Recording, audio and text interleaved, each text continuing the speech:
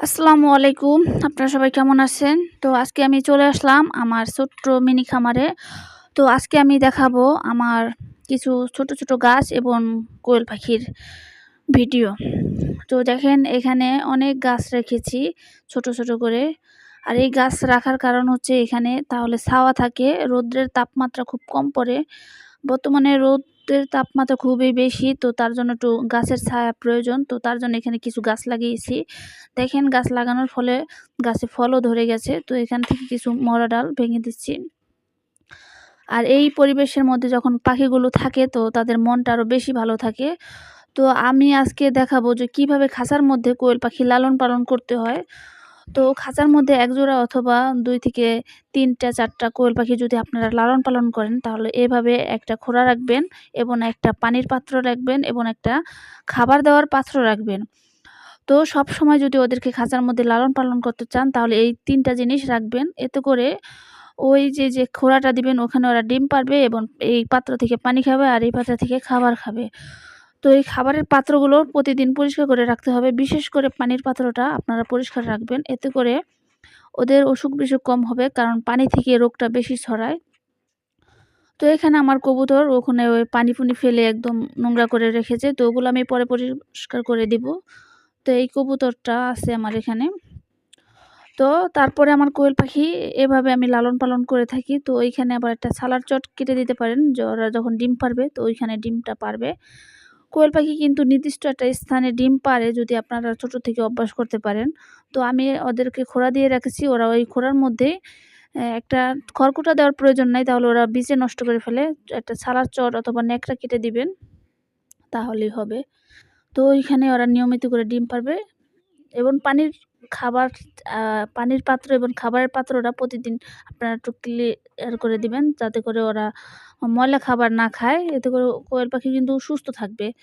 আর আপনারা যদি নিয়ম করে কোয়েল পাখি ছাড়তে চান, যেমন এরকম আমি এখানে বাইরে নিয়ে আসি এই যে গাছপালার মধ্যে, তো আমি ওদেরকে দরজা খুলে দেই তো ওরা বের হয়ে যায়।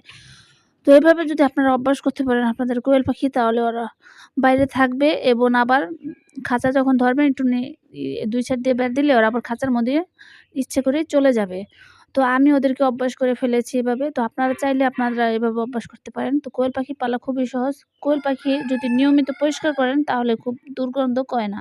আর যদি ৪-৫ দিন লাগিয়ে ফেলেন তাহলে তো একটু দুর্গন্ধ করবেই। যেকোনো ময়লা একসাথে জড়ো হয়ে থাকলে অনেক দুর্গন্ধ হয়। তো কোয়েল পাখি যদি প্রতিদিন একবেলা পরিষ্কার করেন তাহলেও কোয়েল পাখি থেকে এত দুর্গন্ধ হয় না। অনেকের একটা ভুল ধারণা আছে যে কোয়েল পাখি থেকে অনেক গন্ধ হয়। কিন্তু এটা একটা ভুল ধারণা। আপনার নিয়মিত পরিষ্কার রাখলে কোয়েল পাখি থেকে কোনো গন্ধ আসবে না। তো এভাবে কোয়েল পাখি লালন পালন করতে হয়। তো আমি এখানে কিছু ধান বা বাড়তি খাবার ছিল ওগুলো ফেলে দিয়েছি। তো ওখান থেকে দেখেন ঘাস হয়েছে। তো এই ঘাসগুলো কিন্তু কোয়েল পাখি আবার খেয়ে ফেলে। তো কোনো কিছু অপচয় হয় না। যে বাড়তি খাবারগুলো নষ্ট হয় এগুলো আবার মাটিতে বা আপনার একটু ভিজা, ভিজা স্যাঁতসেঁতে অবস্থায় একটা ন্যাকড়া ভিজিয়েও যদি রেখে দেন ওখানে ধান, তাহলে ওখান থেকে গাছ হবে। আর ওই গাছগুলোকে আপনার কোয়েল পাখি খাওয়াতে পারেন। তো আজকে আমি ভিডিওর উম খুবই গুরুত্বপূর্ণ আপনাদেরকে টিপস দিয়েছি যে আপনারা যদি একটা ভিজা ন্যাকড়া রেখে ওখানে কিছু ধান ছিটিয়ে রাখেন এবং ঢেকে রাখেন, তাহলে কিছুদিনের মধ্যে ওখানে ঘাস জন্ম নিবে।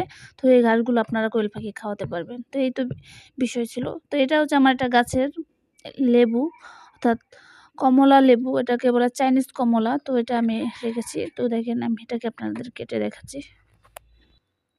তো আমার কোয়েল পাখিগুলো তো এভাবে ওই যে ওই বালুর মধ্যে রেখে দিয়েছি এবং যখন ওরা বিছাবিছি হয়ে যাবে তখন এই ঘাসগুলো আবার খাবে। কোয়েল পাখি কিন্তু অন্য পুঁই শাক বা হেঁচি শাক, হেলেঞ্চা শাক, লতা পাতা খেয়ে থাকে। তো ওদের খাওয়াতে হয়। দেখেন কমলাটা এই যে আমি ছিলে নিয়েছি। তো এটা আমার গাছের কমলা। তো ছোট্ট থাকা অবস্থায় পড়ে গেছে। তো আমি এটাকে ধরে দেখলাম।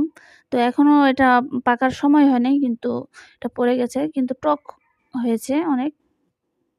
এই যে দেখেন এটা কোষগুলো এরকম হয়েছে। তো এভাবে যদি আপনারা গাছ লাগান তো গাছের ফল কিছুটা হলেও পাবেন। বিশেষ করে মরিচ গাছ লাগাবেন টবে। মরিচ গাছ খুব ভালো হয় এবং কলম কাটা গাছগুলো রাখবেন। তাহলে আপনারা আ পাখিকেও ছায়া দিতে পারবেন এবং পাখির এই যে একটা অক্সিজেন পাবে ভালো। তো পাখিগুলো খুব হেলদি থাকে গাছের ছায়ার মধ্যে। তো আমি এখান থেকে কিছু একটা কমলার কোষ আমি পাখিকে দিব। দেখি পাখি কি খায় কিনা। তো দেখেন আমি এখান থেকে একটা কোষ কোয়েল পাখিকে দিয়ে দিলাম। তো কোয়েল পাখিটা তো একটা কোয়েল পাখি এসেছে, তো এসে ঠোকর দিচ্ছে। এই যে দেখেন দিয়েছি। তো টক পেয়ে হয়তো খাবে না, চলে যাবে। তো কোয়েল পাখি কিন্তু এভাবে শাক পাতা খায়।